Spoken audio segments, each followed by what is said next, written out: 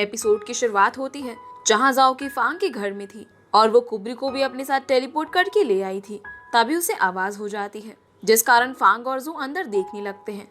अब जैसे ही जू जाओकी को देखती है तो उसे उल्टा सीधा बोलने लगती है, जिस वजह से पहले फांग जू को सॉरी बोलते हुए यहाँ से जाने को बोलकर उससे बाद में मिलने को कहता है। इसीलिए जू चली जाती है।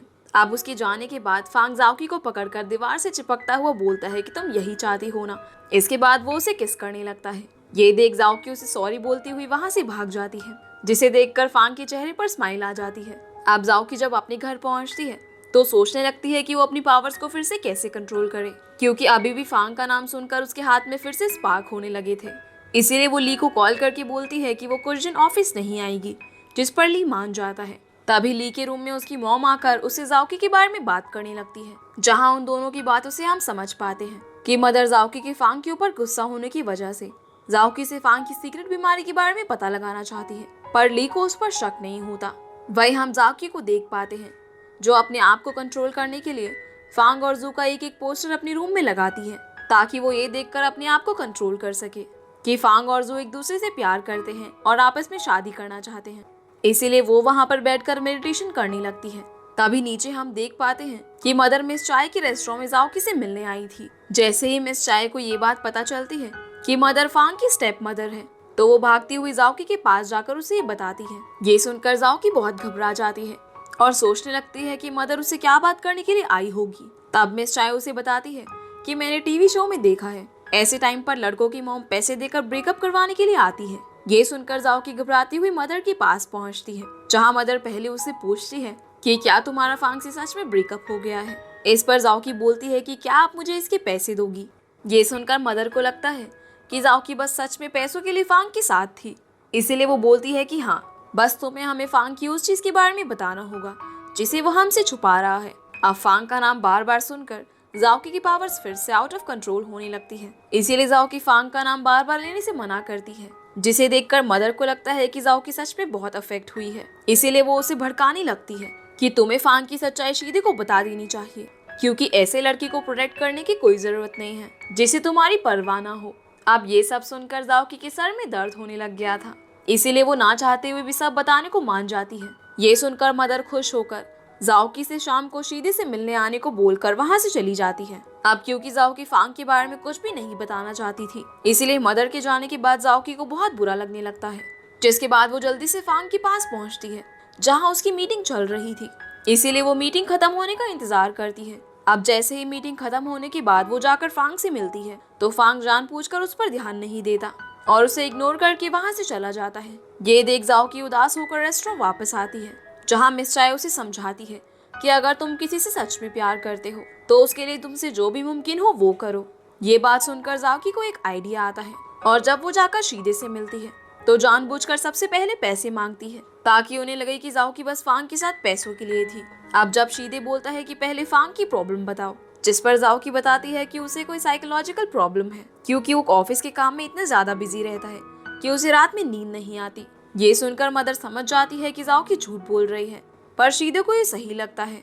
साथ ही जाओकी ये भी बोल देती है कि उसका ध्यान रखा करो, क्योंकि वो तुम्हारा परिवार है। जवाब में शीदे हाँ बोलता है, साथ ही ये भी कि तुम्हारे अकाउंट में 2 दिन के अंदर पैसे आ जाएंगे, बस आगे तुम फांग से दूर रहना। इतना बोलकर शीदे मदर से गुस्सा होते हुए वहां से चला जाता है और शीदे के गुस्सा हो जाने के कारण मदर भी गुस्से में जाओकी को चाटा मारती है, पर जाओकी उसे बिना कुछ बोले वहां से चली जाती है।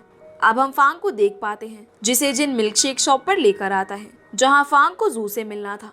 अब जब फांग अंदर जाता है तो जू उसका इंतजार कर रही होती है। तब वो दोनों आपस में बातें करने लगते हैं, जिनकी बातों से हम समझ पाते हैं कि जू फांग को समझाने की कोशिश कर रही है कि जू उसके लिए किसी और पर्सन से भी सबसे ज्यादा इम्पोर्टेंट है। पर फांग को लगता था कि कोई किसी से बिना मतलब की प्यार नहीं करता, इसीलिए वो जू से ज्यादा बातें नहीं करता और वहां से चला जाता है। पर कार में हम देख पाते हैं कि फांग पर जू की बातों का सच में असर हुआ है और जाओकी के लिए फांग को सेम चीज फील हो रही है। तभी जिन को कॉल आता है, जिससे उसे पता चलता है कि जाओकी शीदे से मिली थी और उनसे मिलने के थोड़ी देर बाद शीदे ने उसके अकाउंट में पैसे ट्रांसफर किए हैं। ये सुनकर फांग जल्दी से ऑफिस की तरफ चलने को बोलता है। वही हम जाओकी को देख पाते हैं जो सब सेटल होने की वजह से बहुत खुश थी। तभी फांग उसके पास पहुंचकर उसे साइड में खींचकर ले जाता है और उससे पूछने लगता है कि शीदे ने उसके अकाउंट में पैसे ट्रांसफर क्यों किए। जवाब में जाओकी बताती है कि मदर ने उसके पास आकर शीदे को तुम्हारी बीमारी के बारे में बताने को बोला था।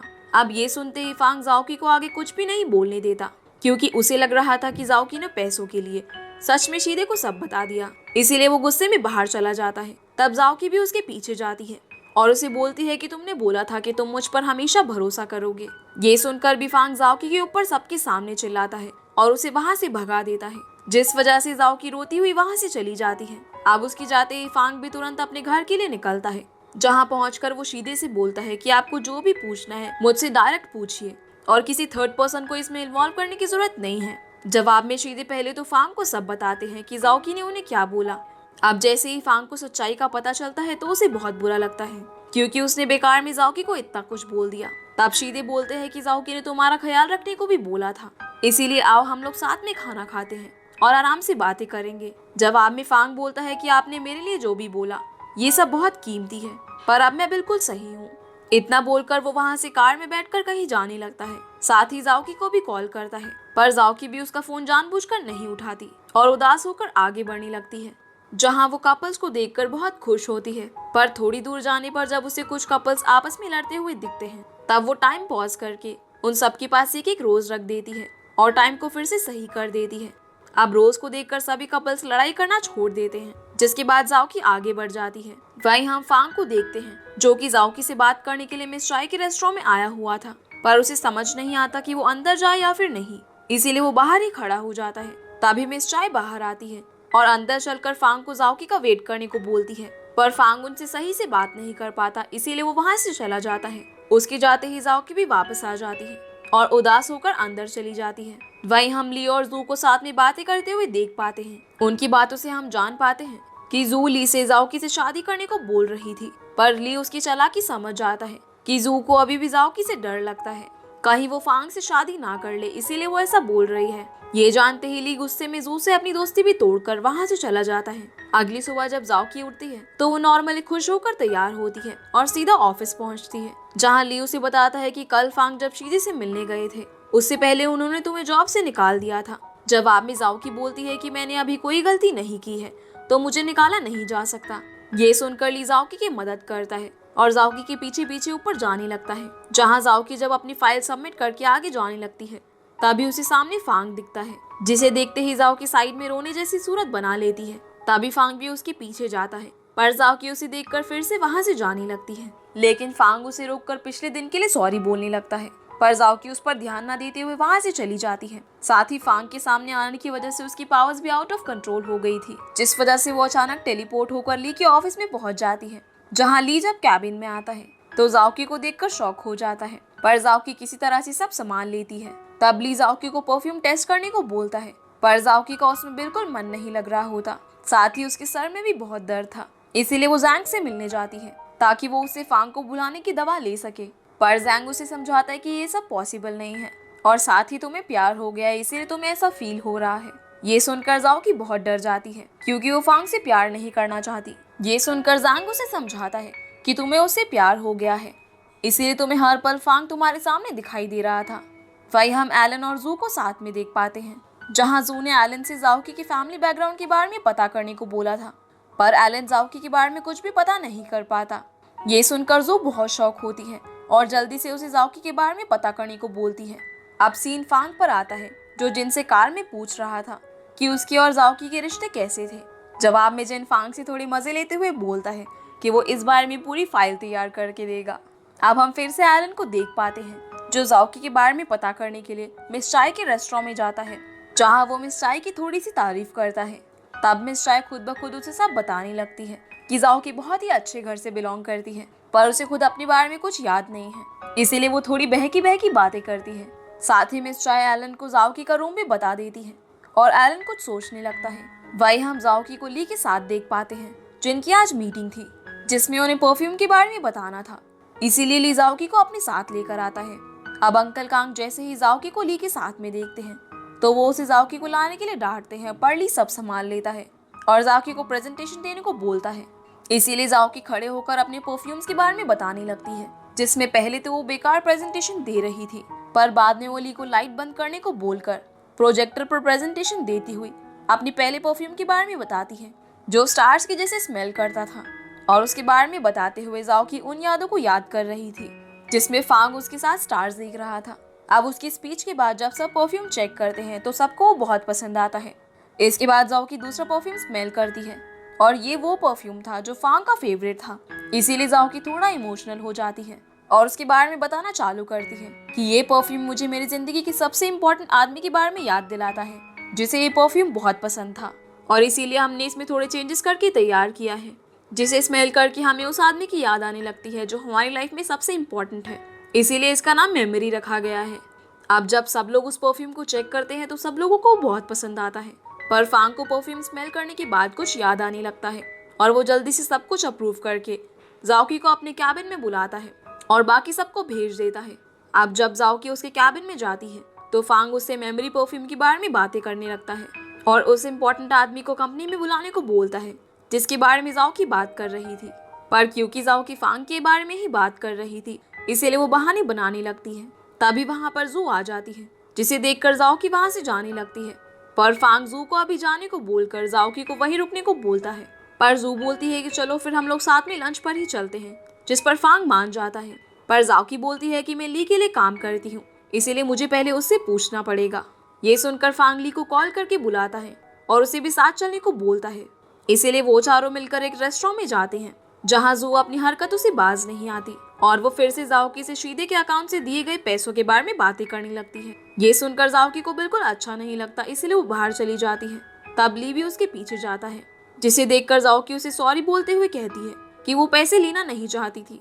पर ली उस पर गुस्सा नहीं होता बल्कि उसकी तारीफ करता है क्योंकि वो जू की चालाकी के बारे में सब जानता था। इसीलिए वो जाओकी का मूड सही करने के लिए उसे शॉपिंग पर ले जाता है।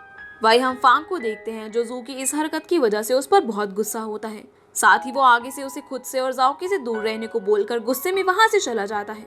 अब सीन आता है ली और जाओकी पर, जहां ली जाओकी को बिल्कुल फांग की तरह शॉपिंग करवाता है और उसे मॉल की हर एक चीज दिलवाने लगता है। पर जाओकी एक वैसे ही हैंडबैग को देखती है जैसा उसे फांग ने दिलवाया था। उसे देखकर जाओकी ली में भी फांग को देखने लगती है और फांग की ही यादों में खो जाती है। तब ली उसे होश में लेकर आता है, पर होश में आते ही जाओकी सारा सामान वापस करके पैसे डोनेट करने को बोलती है और वहां से चली जाती है। अब जब वो ऑफिस में पहुंचकर लिफ्ट में जाती है तो वहां काफी सारे एम्प्लॉयज के साथ फांग होता है, इसीलिए वो उस लिफ्ट में नहीं जाती। पर अचानक से फिर से लिफ्ट का दरवाजा खुलता है और उसमें से सभी एम्प्लॉयज उतर जाते हैं। तब फांग जाओकी को अंदर आने को बोलता है और उससे पूछने लगता है कि तुम मुझे इग्नोर क्यों कर रही हो। पर जाओकी उसे कुछ नहीं बोलती। तभी फांग उसके पास आने लगता है जिस वजह से जाओकी की पावर्स फिर से आउट ऑफ कंट्रोल होने लगती है। इसीलिए लिफ्ट में खराबी आ जाती है और लिफ्ट नीचे गिरने लगती है, जिससे जाओकी बहुत ज्यादा डरकर फांग को उससे दूर होने को बोलती है। पर फांग जाओकी को बचाने के बारे में सोचने लगता है और उसे समझाता है कि वो अभी भी जाओकी को पसंद करता है। पर जाओकी उसकी बातें नहीं सुन रही थी और वो किसी तरह अपनी पावर्स को कंट्रोल करके एक बार लिफ्ट का गेट खोलती है ताकि फांग वहां से बाहर निकल सके। पर फांग उसे छोड़कर बाहर नहीं जाता और गेट फिर से बंद हो जाता है।